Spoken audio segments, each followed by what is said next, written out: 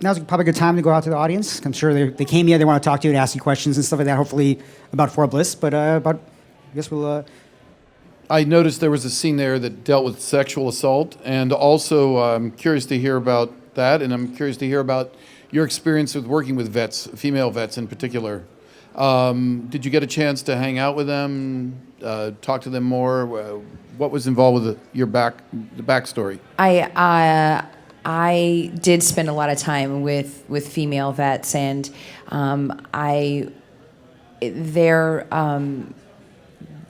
their experiences and their stories were invaluable, as I said to my prep. And one of a common experience that they shared with me was a sexual assault on different levels.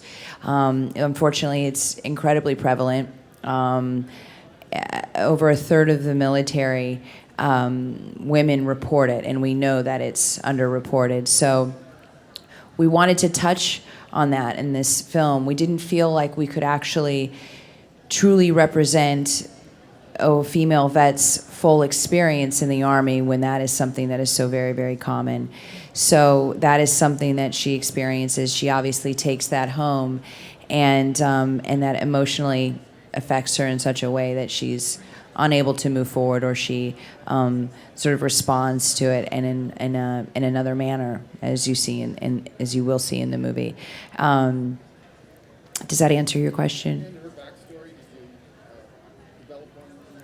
You know what? We did have a backstory for her, and it was one that you'll see in the movie. Her father is a career man in the military, and so she felt very compelled herself to join the military. And she's a highly decorated military, very, very good at her job. She deployed the first time, met this guy. This guy became unfaithful, and she was pregnant. And then she left again, and then and now she's struggling with how to be a parent long distance, and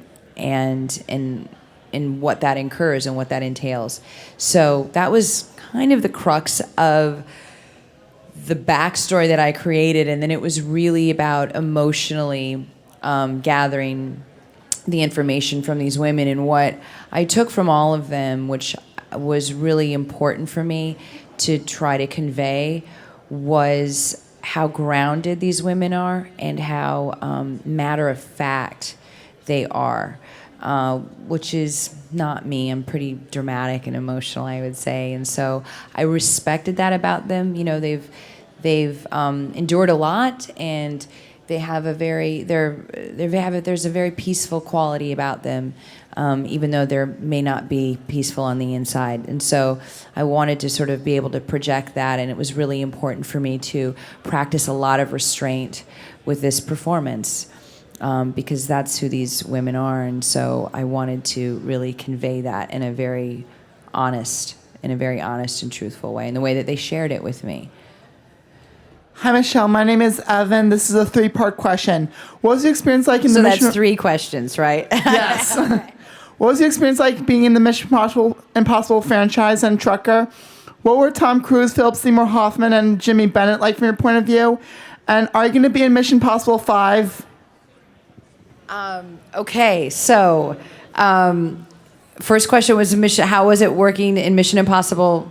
Okay, Trucker was okay. Gotcha. Mission Impossible franchise, amazing. I remember getting that call and that I got that job, and it was one of the highlights of my career. Absolutely. J.J. Abrams is a phenomenal director.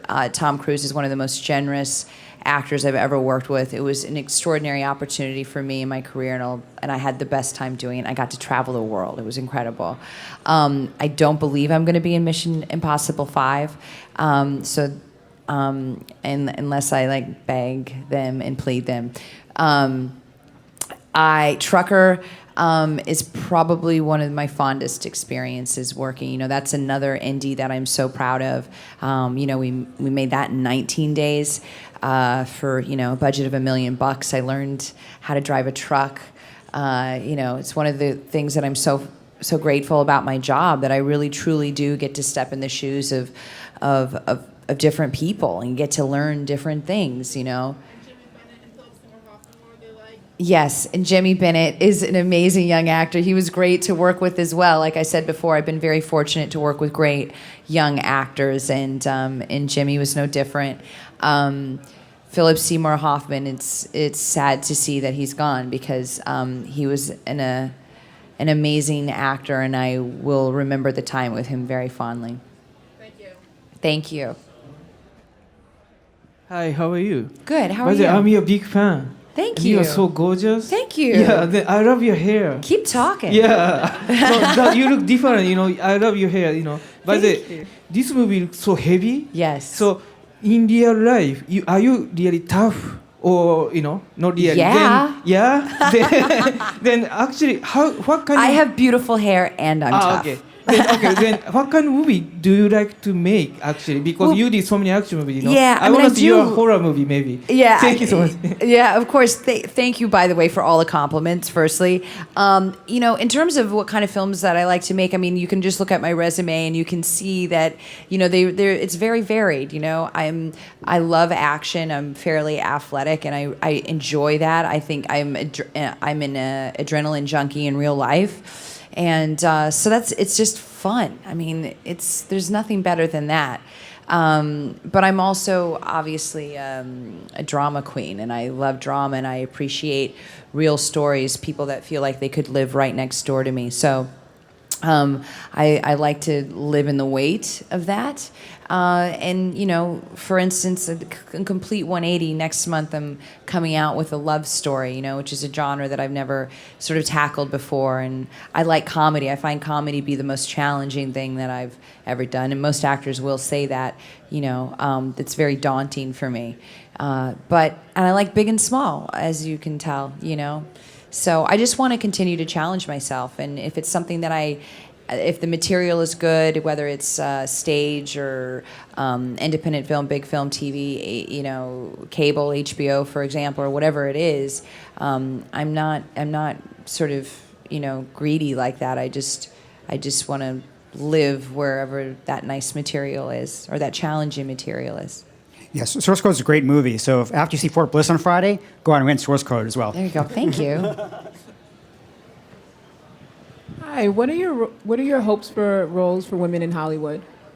Just more of these, more roles that are really, multidimensional. It's interesting. Somebody the other day said to me as they were watching this movie, they were like, "Wow, you're really tough. How do you play so tough?" And I'm like, "Well, I am tough. I am. I'm not just like cute and bubbly and all these things. Like I have multiple dimensions, as most of the women I know do, who inspire me. And I just feel like a lot of times, unfortunately, in film, we only see one side maybe reflected for women. And so this is what I live for, somebody who's conflicted, somebody who's torn, somebody who's flawed. I like playing characters that aren't necessarily likable. I've said that before. It's, but I like people kind of coming around in the end and sort of understanding their perspective. And I think that's powerful. I mean, that's the power of film, and being able to, to share something is to enlighten somebody, I mean, when I first read this script, I was completely enlightened. This wasn't something that I was privy to or I had ever encountered.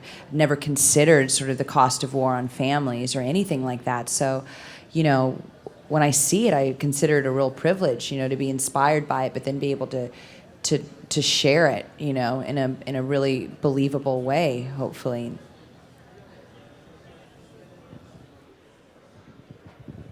Hello. I would call you a very good actress because when I watch you, I forget the other roles that you played in. Oh, thank you. But I have to say this. I won't forget who you were in True Detective because I was upset that, not that you slept with Matthew McConaughey, but that you told Woody Harrelson. Well, that's really interesting, actually, because, speaking of scripts being really, really great, you never really needed to touch Nick Pizzolatto's writing.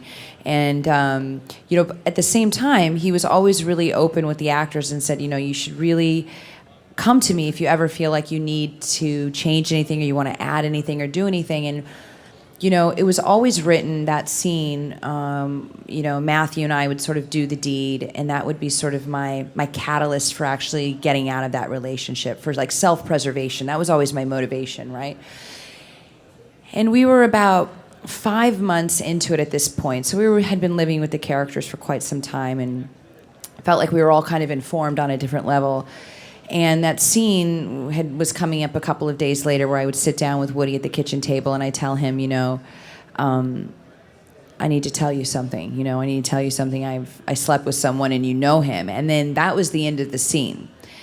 And after I'd done the deed with Matthew, it became very apparent to me that that was the act of having needed to preserve myself and my family. But I still felt like, as the character, like I needed to get revenge. I didn't feel like that was my act of revenge.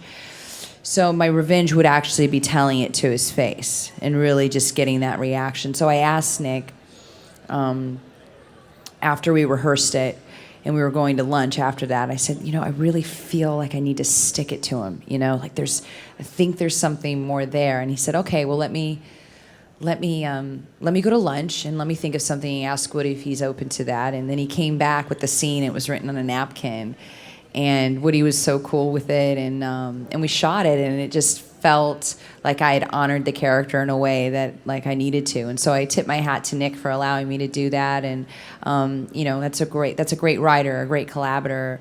Is being able to collaborator. That sounds like a new Marvel comic thing. Maybe that's a role that I want to do, the collaborator. Right? But who would you credit with?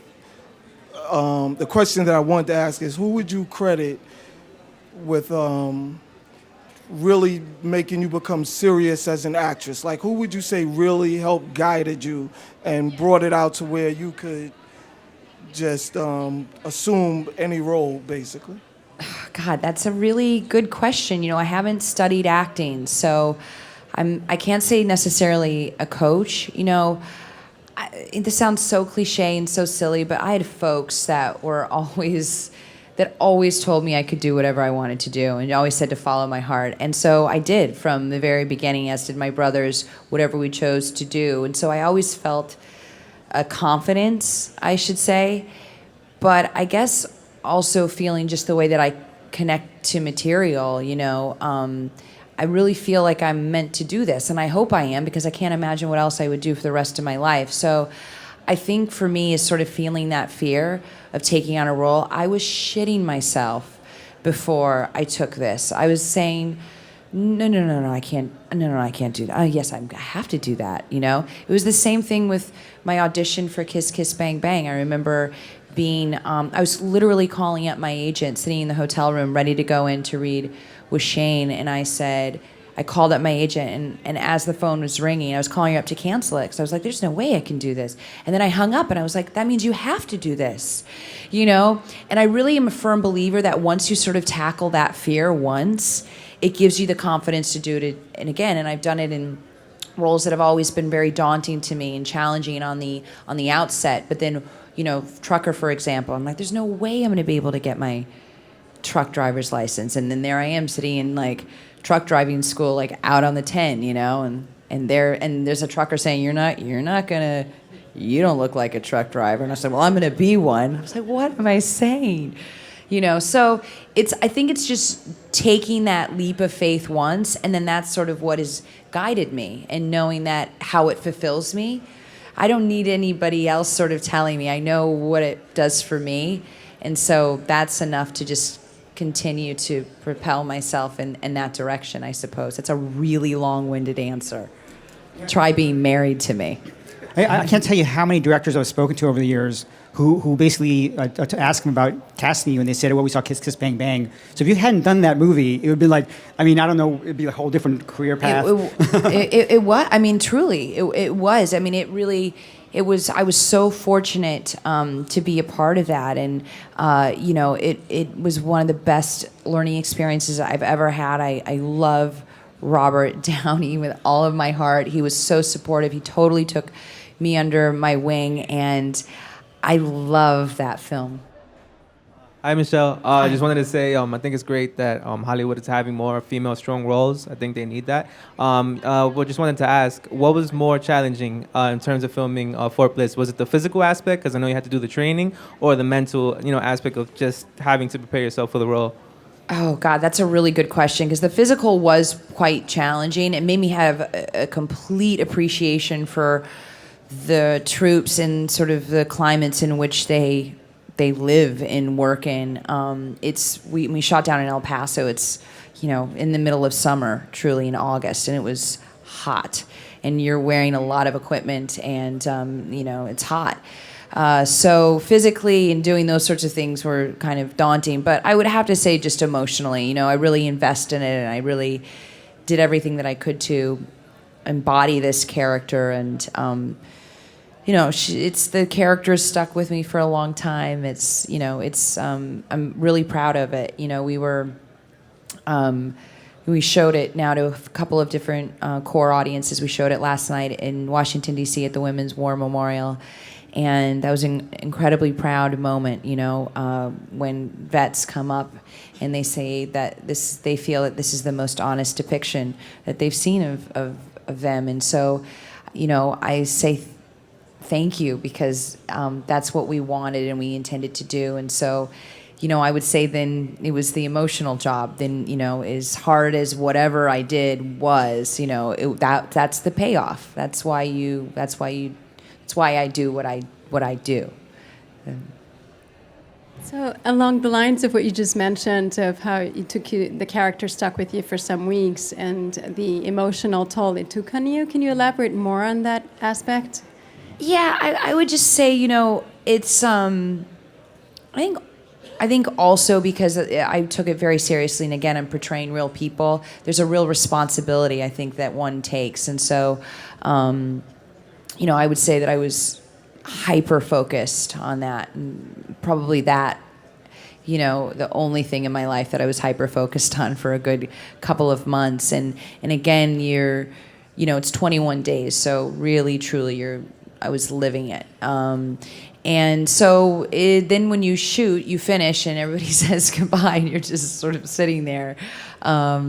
It's a little bit difficult to shut off, and so it just sticks around. That particular character is stuck around for a while, and so much so though it's impassioned me to try to shed light on these women and their stories and their struggles. So in that respect, it's been a very good thing.